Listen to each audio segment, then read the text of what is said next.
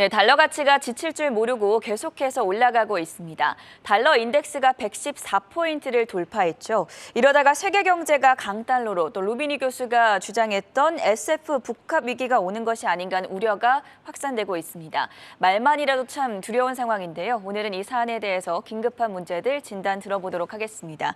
한국경제신문의 한상춘 논설위원 나와 계십니다. 안녕하십니까? 네, 안녕하십니까? 어제 이 방송을 통해서 진단해 드린 것처럼 지금 영국발 금융 위기가 확산되고 있습니다. 파운드화 그리고 국채 투기 세력 계속해서 기승을 부리고 있죠. 네, 우리가 이제 한 3개월 전에 사실 달러 강세가 본격화될 때 우리 내부의 문제가 굉장히 문제가 된다. 근데 이제 뒤쪽에 있으신 분들은 우리 내부에 문제가 없다는 뒤쪽에 이제 대통령께서는 못 빼고 이렇게 추경호, 이창용 이렇게 부총리와 한국은행 총재께서는 달러 강세 문제다 하는데요. 지금까지 3개월 동안을 보면 원화가 가치 악세폭이 가장 컸습니다. 네. 그래서 달러 강세 문제에 대해서 우리가 위안 시장이 가장 어렵고요. 그다음에 달러 베이스로 우리가 코스피가 가장 많이 떨어졌습니다. 어제도 코스닥이 많이 떨어졌는데요. 예. 그런 측면에서 가장 이렇게 미국의 페드의 금리 인상이라든가 달러 강세에 취약한 국가가 한국이 아닌가. 그래서 오늘 문제도 이렇게 지금 집값이라든가 많이 떨어진 상황이지 않습니까? 그래서 한국 경제 문제를 좀 갖고 말씀드리겠습니다.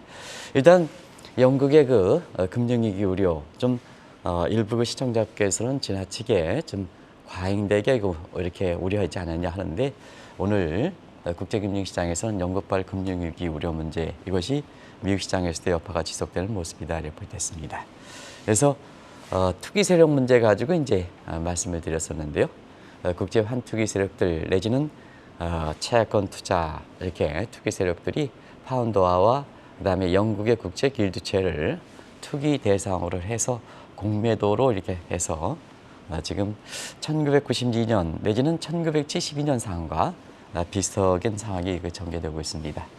오늘 우리 시간으로는 한 10시 정도 됐었을 텐데요. 어제 저녁 때 예. 달러 가치가 파운드 가치가 순간적으로 플래시 크래시 현상 발생해서 영란은행이 시장 개입해서 지금은 올라와 있습니다는 10시 밀렵이 아주 국제시장에서는 어려웠었습니다. 파운드 가치가 1파운드에 1.03 달러까지 떨어지고 그렇죠. 그다음에 유로 가치도 많이 떨어지는 모습이 보였었거든요. 이것이 이제 투기 세력 감안된다 이렇게 볼 때 있습니다. 그리고 당연히 이제 영국의 영향을 받으면 물론 EU 통합에서 영국이 이탈되긴 했지만 그러나 유럽도 같이 영향을 받게 되는 상황이거든요. 그래서 유로 가치도 어제 시간으로 우리 시간으로 유로 가치가 0.95달러까지 유로당 이렇게 폭락하는 사태도 발생했다 이렇게 볼 때 있습니다. 그래서 영란은행과의 시장 개입과 함께 파운드 가치가 좀 회복되다 보니까 유로 가치가 오늘 마감 지수는 조금 회복되는 양상으로 이렇게 보였다 이렇게 볼 때 있습니다. 그래서 어제도 이 문제에 대해서 시간이 부족해서 좀 적게 시간을 좀 할애하지 못했습니다는 지금 달러 인덱스는 1973년에 만들었습니다는 이 구성 통화를 이렇게 보면은 유로화, 그 다음에 캐나다 달러화, 엔화화, 그리고 영국의 파운드화 이렇게 이제 그리고 스웨덴의 덴마크 이런 이제 통화로 7개 통화로 구성되어 있었는데요. 이 중에 그 파운드화가 한 12%, 유로화가 58%니까 약 70% 해당되거든요. 네. 엔화가 한 13% 정도 될 겁니다. 이런 해서 지금 문제가 되고 있는 파운드화와 유로화가 달러 인덱스 구성 항목의 약 70%를 차지하다 보니까 아무래도 파운드화 폭락, 유로화 약세 이렇게 보면 달러 인덱스는 미국의 자체적인 요인에도 또 미국 실물 경제가 굉장히 침체되는데도 불구하고 사실 이렇게 반사적 측면에서 달러 인덱스가 많이 올라간다 이렇게 보겠습니다. 오늘 달러 인덱스는 아마 마감 지수로 보면 어제에 비해서 소폭 상승한 거로 나올 겁니다. 정 PD 달러 인덱스에 대해서 자막 좀 보여주시죠. 소폭 인상한 거로 나올 겁니다. 근데 장중에는 이것이 114.6까지 올라가서 115까지 이렇게 육박하는 모습이거든요. 네. 그래서 우리가 하면 믹 비교를 하는 115를 돌파하면 바로 2002년에 사상 최고치를 기록했던 120을 돌파하는 게 아니냐 하는 쪽에 얘기가 나왔었거든요. 그래서 오늘도 미국 시장에서 이렇게 보면 나중에 나스닥 지수가 떨어지는 데에는 반발 매수 때문에 나스닥 지수가 한때는 올랐었거든요. 근데 마지막에는 10월부터 시작하는 어닝 시즌을 앞두고 달러 강세가 이렇게 되다 보니까 결과적으로 보면 수익 악화 이런 대목이 되면서 나스닥도 떨어져서 3대 지수가 동반 하락세를 마감으로 기록했다 이렇게 보겠습니다. 오늘 외신들의 헤드라인을 쭉 살펴보다 보면 좀 눈에 띄는 단어가 있었습니다. 온커스프라는 단어인데 하루 종일 시장 참여자들 사이에서도 화두가 됐다고 하죠. 어떤 의미입니까? 사실 오늘 3대 지수는 네. 하락폭은 뭐 시청자님한테 죄송합니다는 한 1% 나스닥 다우지수 같은 게 1% 정도였습니다는 시장 분위기를 볼 땐 저 선방한 겁니다. 시장 분위기는 연급발 금리이기 때문에 굉장히 어둡습니다. 예. 그래서 오늘 저 수치조차도 계속해서 떨어지는 상태에서 보면 1% 이상 떨어지는 것도 굉장히 큰 건데요. 시청자의 양해를 구해드리고 시장의 분위기를 볼 때에는 저 수치도 선방했다고 보겠습니다. 어제 국내 증시랑 비교하면 더 그렇죠. 그렇죠? 예. 그런 측면에서는 왜 그럴까 하는 측면은 바로 오늘 화두가 됐던 언커스프, 정확히 얘기하면 언더커스프에서 시청자 여러분이 오늘 이렇게 전앵커 세대는 모르시더라고요. 우리가 옛날에 가을에 될 때 이 바라드풍인가요? 세미소울 발라드라고 이제 저희들은 이제 그러는데요. 최성수 씨라고 있습니다. 최성수 씨가 위스키 언더락이라는 용어가 이제 어느 예. 드라마에 되면서 유행을 했는데요. 그와 마찬가지 어떤 보면 이 취하기 전전할 때 위스키 언더락 뭐 이렇게 해서 물론 락이라는 표현은 계속해서 스트레이트로 먹는다 이런 뜻이지만 그 뜻이거든요. 그런 측면에서 보면 언더커스프는 여기 하나의 그 투자에서 보면 전환점 내지는 이 네이버 치면 전환점으로 나오는데요. 어떻게 보면 붕괴 일보 직전이 아니냐 하는 이쪽에 이제 모습이거든요. 이쪽에 이제 분위기이기 때문에 투자 심리는 상당히 좀 얻었던 데 반해서 반반 매수 때문에 지수 하락폭은 상대적으로 덜했다 하는 이런 걸 투자자분들이 오늘 투자에 임할 때 굉장히 중요한 시사점을 던져주기 때문에 이걸 좀 말씀드렸습니다. 그 무엇보다도 달러 강세, 그러니까 달러 가치가 올라가는 게 심상치가 않은 상황입니다. 국제 통화 질서상 우리가 이제 낙인선이라고 불리는 선들도 일제히 다 붕괴되지 않았습니까? 네, 사실 이 선은 우리가 이 방송을 통해서 국내에서 유일하게 이제 말씀을 드렸었는데요. 이제는 다 무너졌죠. 한번 보겠습니다. 설명은 약하겠습니다. 엔화 같은 경우에는 그로타 라인 125, 미서 N 130, 프라자 라인 142까지 돌파해서 지금 오늘은 144, 133 이렇게 될 겁니다. 유로화도 페러티 라인이 붕괴됐죠. 그래서 8월 중순 이후에 페러티가 붕괴된 모습이 지금 지속되고 있는데요. 보통 국제사회에서는 이 유로화는 19개 통화를 통합한 통화거든요. 네. 이 통합한 통화이기 때문에 이게 페러티를 붕괴돼서 한 달 이상 지속될 때는 다시 회복되기는 좀 어렵습니다. 이게 그렇거든요. 통합된 통화가 그렇거든요. 왜냐하면 각국들이 여기에 통합 들어갔을 때 이렇게 유로가 위상을 보이지 않을 때는 분열 움직임이 나거든요. 그래서 독일에서 분다스방크는 과거 마르크화를 다시 복구해야 된다 하는 이런 쪽의 시각도 나오고 있습니다. 그래서 페르티가 붕괴되는 게 중요하고 페르티가 붕괴됐으면 빨리 좀 회복되는 게 중요한 게 바로 그거든요. 지금 독일 같은 경우는 분다스방크, 영국도 어제 말씀드렸다시피 왜 우리가 런던에 세금을 주느냐, 스코틀랜드 마찬가지로 분열과 마찬가지로 유로화의 그 분열 조짐도 보이고 있다 이렇게 보여졌습니다. 이런 상태에서 파운드화도 서러스 라인이 이게 붕괴된 데 이어서 오늘은 페러티 라인도 붕괴되는 게 아니냐. 왜냐하면 파운드당 1.3003달러까지 떨어졌거든요. 예. 그러다 보니까 1파운드 1.1 우리가 예상한 대로 여기에 페러티도 붕괴되는 게 아니냐. 이게 초일계 물결이었거든요. 그래서 영란은행이 개입한 겁니다. 위안화도 홍콩 여객시장, 영내시장, 중국 영내시장은 다 뽀치가 뚫렸죠. 오늘 정도의 경우에 따라서는 공식적으로 인민행이 공식적으로 이렇게 고시하는 이 환율도 뽀치선이 뚫려 있지 않느냐 하는 이쪽에 관심이 되고 있다고 보겠습니다. 원달러원들도 강트시 라인이 뚫린 데 이어서 어제는 우리가 이제 원달러니 널뛰기 할 겁니다 하는 측면에서 바로 1,430원대로 그렇게 했죠. 그런 측면에서 지금은 국제 위기와 관련된 각종 이렇게 낙인선이 이게 뚫리는 상황이거든요. 그럼 이제 시청자를 한번 보겠습니다. 자, 지금 상태에서 미국 경제가 미국 경제가 경제 여건이 받쳐주지 않는데 저렇게 달러가 강세되면 미국 경제는 온전할까 하는 측면에서는 우리가 예전에 한번 방송할 때 전앵커도 이제 햄버거들 많이 드시죠? 네. 이 햄버거에서 보면 요즘처럼 경제가 안 좋고 그다음에 젊은이들이 경제 여건이 안 좋을 때는 이 층수가 높아지면서 속이 꽉 차죠. 이 서리드 버거 네. 되죠. 근데 이제 이게 이제 이렇게 해서 보면 버거는 크지만 속이 꽉 차지 않을 때는 이게 나싱 버거죠. 예. 지금 미국 경제가 나싱 버거 상태입니다. 경제가 이제 나중에 설명드리겠습니다. 올해 성장률이 0.2% 정도로 떨어지는데 지금 이마 인플레를 잡기 위해서 금리를 올리고 다른 국가들이 경제가 어렵다 보니까 반사적 측면에서 이렇게 달러가 강세되다 보니까 결과적으로 nothing 버거 상태거든요. nothing 버거는 뭐냐? 스쿠프버처럼 차가워지면 푹 꺼지는 성격이 있습니다.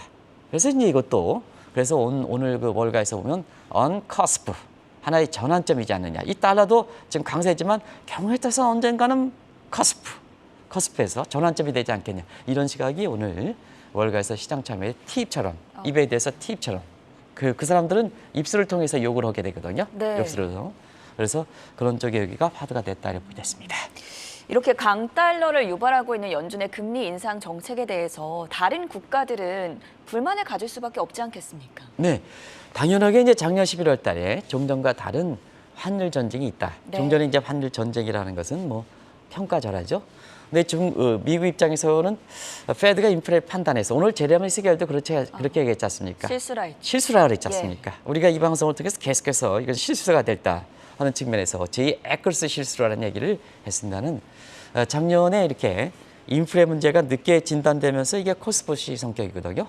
뭐 시청자 여러분 공급 비용이니까 수입물가 상승이니까 이게 금리만 올린다고 해서 잡히는 게 아니거든요. 총세에서 경기가 과열돼서 경기가 과열돼서 물가가 올라가면 금리를 올리면 인플레 잡히거든요. 근데 지금은 아시겠어요? 공급망이지 않습니까? 그러면 금리를 올리면 이게 통화 정책에 있어서 뭐 목적과 수단이 이렇게 매칭이 되는 팀버건 정리에 위배가 되거든요. 그래서 한계가 있었던 겁니다. 그래서 이제 자, 페드 입장에서 금리를 올려가지만 지금 환율의 주무부서인 앨런 장관 입장에서는 달러 강세를 유도했던 거죠. 이게 유명한 앨런 독트린입니다. 그럼 미국 측에서 달러 강세를 유발하면 수입물가가 그만큼 안정이 되고 미국은 이제 인플레 문제에 대해서 이렇게 안정을 찾을 수가 있죠. 물론 이제 지금 안정을 찾지 못하고 있습니다는. 그래서 작년에 이 달러 강세를 유도하는 과정에서 작년에 이렇게 5월 달에 90 정도가 지난 주말에는 113되고 이번 주 들어서는 114로 이렇게 돌파하는 양상이 될 보였습니다. 그러면 이제 시청자 여러분 다른 국가의 불만이 되면 미국이 수입물가를 잡기 위해서 달러 강세되면 다른 국가들은 자국 통화 약세가 되지 않습니까? 네. 우리 원화가 약세가 되지 않습니까? 우리 그러면 원화 약세면 수입물가 상승하죠? 수입물가 상승하면 뭐냐? 인플레가 증대되니까 또 금리 올려야죠. 그래서 각국 간의 금리 인상 간의 악순환고리가 되면서 저금리 국면이 빠르게 이렇게 탈피되는 거다. 그래서 항상 말씀드리는 평가절하도 근린국피화 정책이지만 평가절상도 근린국피화 정책, 다른 국가에 피해를 주는 정책이다. 그런 걸 말씀드리겠습니다. 결국에는 미국의 인플레 수출을 막기 위해서 다른 국가들도 어떻게 보면 경쟁적으로 금리를 올리고 있는데 이 부분이 야기할 문제점들은 어떤 게 있을까요? 네, 일단 미국도 당하는 거죠. 네. 자, 물가를 잡기 위해서 이렇게 금리를 올리는데 페드의 금리 인상으로 지금 달러 인덱스가 114, 115 정도로 이렇게 보면 이건 너무 과도하게 의도치 않는 달러 강세입니다. 네. 지금 미국의 금리 인상폭이 0.2에서 3.5% 정도로 가면 달러 인덱스는 89, 90 레벨에서 한 103, 104뿐이 안 됩니다. 근데 지금 114 정도로 해서 미국의 당혹스럽군 페드 입장에서 당혹스러울 만큼 이게 의도치 않게 달러가 강세된 거고요. 이게 역트리펜 딜레마입니다. 그러다 보니까 자 다른 국가들은 이게 미국의 금리 인상으로 자 금리는 예상했는데 달러 강세는 이렇게 103, 104 정도 됐는데 역트리펜 딜레마 때문에 114 가니까 이거 대응하지 못하는 거죠. 그게 추 부총리라든가 이창용 이런 분들이 3개월 전까지만 하더라도 충분히 우리가 감내할 수 있겠다. 감내할 수 있겠다. 우리 내부에 문제가 없다 하는 측면인데 지금 와서는 원화 약세 폭이라든가 이런 것이 세계에서 가장 크지 않습니까? 여기에 따라서 코스피의 달러 베이스가 가장 하락폭이 크지 않습니까? 물론 코스닥은 더 그렇고요. 이런 쪽의 양상이 되는 거거든요. 그러니까 다른 국가들 우리 입장에서는 금리를 올릴 수밖에 없죠. 금리를 올릴 수밖에 없죠. 근데 너무 얌전하게 정책을 취하는 거죠. 너무 얌전하게. 추 부총리라든가 이창희 너무 얌전하게 취한다. 그리고 윤석열 대통령께서도 이렇게 이제 포문 이렇게 해서 좀 이렇게 하시지만 이렇게 필요할 때 좀 강도 있게 좀 정책을 취해야 되거든요. 강도 있게. 경제적 측면에서 왜 강도 있게 이렇게 포문 이렇게 하시는데 이렇게 해서 그렇게 강도 있게 정책을 취해야 되거든요. 너무 얌전한 정책을 취한다. 네. 얌전한 정책을 취한다. 그러다 보니까 우리가 이렇게 문제가 이렇게 되고 있는데요. 다른 국가들 것들은 같이 금리를 올리지 않습니까? 빅스텝, 자이언트 스텝을 올리지 않습니까? 그래서 이렇게 금리 인상 간의 그 악순환 고리가 되면서 지금은 세계에서 약 70개국이 금리 인상을 단행하는 서로가 뭐냐 이렇게 금리 인상 경쟁이 되면서 불과 올해 그 3월 말만 하더라도 3월 달만 하더라도 미국의 페드 금리가 제로 금리 기준금리가 제로였습니다는 지금은 3.5% 이렇게 되고 세계 70개국이 올라가면서 저금리 국면 20년 동안 지속되는 것이 6개월 만에 고금리 국면이다. 그러면 20년 동안 빚을 썼던 세계 경제 주체들이 6개월 만에 고금리로 됐으니까 경제 주체들이 대응할 수가 없는 거죠. 그런 국면이 지금 상태다 이렇게 보겠습니다.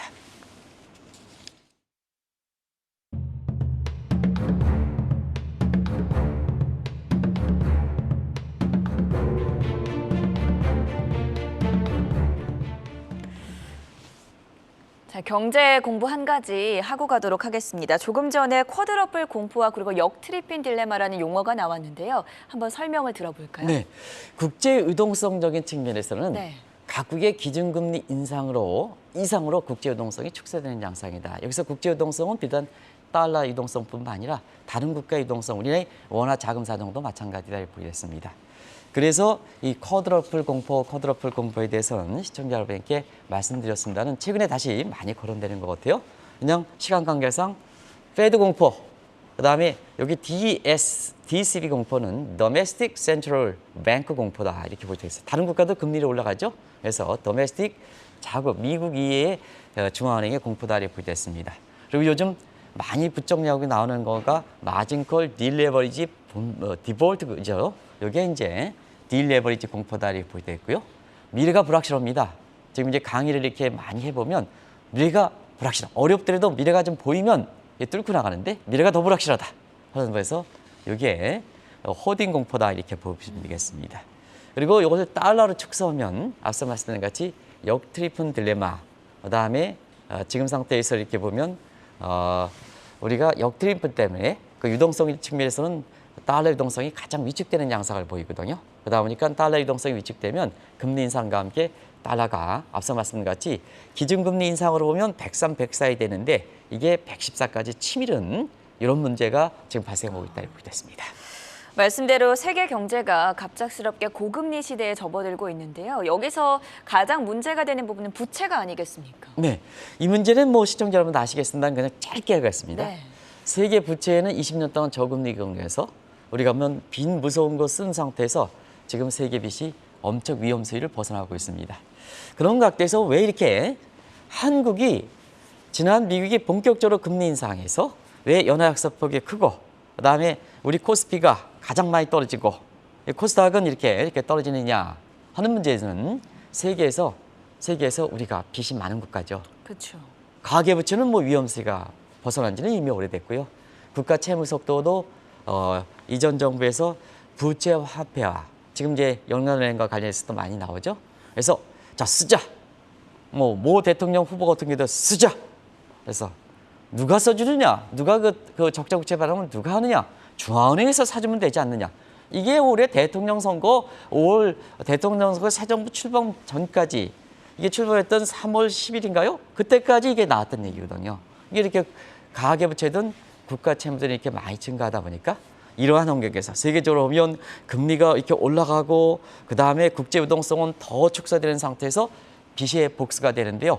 우리 입장에서는 이렇게 부채가 많다 보니까 자 월요약세폭 가장 커, 코스피 하락폭 가장 커, 코스닥은 더 말거 없이 그리고 집값도 지금 하락폭이 지금 최근에 들어서 가장 크거든요. 네. 이런 것이 지금의 상황이 발생했다고 볼 때 있습니다.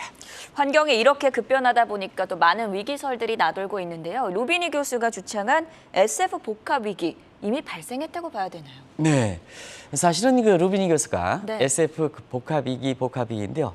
한번 방송을 통해서 이렇게 자세하게 설명했습니다는 이게 새로운 용어이기 때문에 이번 주에 제가 한국경제신문에 칼럼을 써서 정책 당국자들이 이게 뭐냐 이렇게 말씀을 하시더라고요. 예. 한국경제TV는 그분을 안 보시는 것 같습니다. 이미 2개월 전에 루비니 교수가 경고했던 SF 이게 복합위기에서 우리 그 시청자분 다들 아실 거로 생각하는데요. SF 보기는 이렇게 스태그플레이션의 1980년대 스태그플레이션의 S와 그다음에 2008년, 2009년에 파이낸셜 크라이시스, 금융위기의 파이낸셜 크라이시스의 영어 이니셜을 딴 용어다 이렇게 됐습니다. 그러면 실물 경기 측면에서 경기가 침체도 물가가 올라가고 네. 금융 사이드에서는 시스템 붕괴에서 금융에 이렇게 되면 이게 이제 파이낸셜 크라이시스는 크레딧 크런치, 신용 경색이 앞서 말씀드린 게 커드 래플 때문에 금리 인상으로 더 많이 돈이 아주 경색된다는 얘기거든요. 그러면 전행급 입장에서는 돈을 넉넉하게 쓰다가 갑작스럽게 돈을 움켜쥐면 뭐냐면 굉장히 힘들죠. 네. 이게 파이낸셜 크라이시스거든요. 그런 측면에서 이게 복합된다 이렇게 보겠습니다. 그러면 이제 지금 상태에서 세계 경제는 이제 스태그플레이션에 빠진 것 같고요. 그 다음에 지금 이제 물가가 좀 안 잡히지 않습니까? 네. 경제 성장은 떨어지지 않습니까? 그리고 세계 집값은 많이 떨어지는 상태거든요. 그래서 세계적으로 보면 이 S&P 복합 위기 이런 문제가 많이 거론된다 이렇게 보게 되고요. S&P 복합 위기에서 가장 중심점에 가능성이 높은 국가가 어떨까 하는 측면은 바로 한국도 이 S&P 복합 위기에 대해서 피해 나갈 수 없는 가능성이 높은 국가의 하나로 지목된다 이렇게 보게 됐습니다. 결론적으로 미국의 자세가 무엇보다 중요하겠습니다. 연준이 이제 금리를 대폭 올리는 게 좀 부담이 될 수도 있을 것 같은데요. 어떤 방향성을 취하게 될까요? 미국이 버틸 수 있겠느냐 하는 네. 측면입니다. 뭐든지 미국이 지금 상태에서는 미국의 달러 강세, 그래서 달러 강세를 킹 달러로 하면 안 된다. 왜냐, 미국도 경제가 녹록지 않은 상황이기 때문에 그렇다. 자, 미국 경제 녹록지 않죠. 페드 한번 보겠습니다. 인플레를 잡기 위해서 이렇게 갔는데요. 지금 오늘 제레미 스티겔 같은 이렇게 미국에서 유명한 아마 시장에서는 가장 신뢰가 있는 분이죠. 미국의 페드 정책이 잘못됐다는 얘기죠. 당신네들 작년에 인플레도 잘못 진단해서 통화 정책에선 선제성이 중요한데 자 뒤늦게 화들짝 올라가니까 경제를 이렇게 침체되지 않느냐. 당신네들 자충수가 되지 않느냐. 당신 한번 봐라. 이번에 9월달 전망에 올해 성장률 0.2%다. 미국의 개척 정신 이런 속에서 0.2% 이게 떨어지는 경우가 어디 있느냐. 이런 얘기거든요. 네. 그래서 이제 꾸준히 이게 제레미 시겔이든가 이런 측면에서 페드의 실수, 제2의 에클스 실수 얘기가 계속해서 거론될 겁니다. 그래서 우리가 보면 속빈 햄버거다, 낫싱버거다는 표현을 쓰고 있지 않습니까? 이런 상태에서 보면 자 달러 강세 문제에 대해서 다음 달 발표는 미국의 빅테크 기업 중심으로 해서 상당 부분 기업의 수익이 굉장히 떨어지지 않겠느냐 하는 측면에서 지금도 오늘도 왜 월가에서 언카스피다 이런 표현을 쓰는 것은 자 경기가 저렇게 침체되는데 인플레만 잡겠다고 해서 계속해서 페드 정책이 계속해서 가겠느냐 하는 측면에서는 미국 경제도 몰살한다. 미국 경제 떨어진다. 그러다 보니까 페드 정책도 인플레를 잡는 저 정책에서 실수가 되면 정책에서 보면 전환점이 되겠죠. 네. 그래서 한편으로는 주식 사이드에서는 붕괴될까 하는 언더커스프 아니면 이런 상태에서 붕괴되면 페드 입장에서는 자기의 책임이 불가되니까 또 통화 정책에서는 금리를 올려가는 인플레 잡기 위해서 저것도 전환점 이런 측면에서 또 오늘 국제 금값도 국제 금값도 경우에 따라서는 최저점이죠. 예. 1630달러 이것도 좀 전환점. 달러 인덱스 115 넘어가면 이게 120까지 사상 최고치로 올라갈 수 있는 전환점. 해서 여러 가지로 온커스프라는 단어가 마켓워치에 지금 탑 용어를 대표되고 있다는 네. 이 용어를 마지막으로 설명드리겠습니다. 투자에 참조하시기 바랍니다. 오늘 꼭 좀 부탁드리겠습니다. 자, 인플레를 잡기 위해서 연준이 금리를 올린다. 이러다가 경기 침체라는 대실수를 범하지 않은가 하는 여러 가지 고민이 깊어지고 있습니다. 킹달러 현상으로 인해서 SF 복합 위기가 발생하는 것이 아닌가 하는 우려까지 자세하게 살펴봤고요. 지금까지 한국경제신문의 한상춘 논설위원이었습니다. 대단히 고맙습니다. 네, 고맙습니다.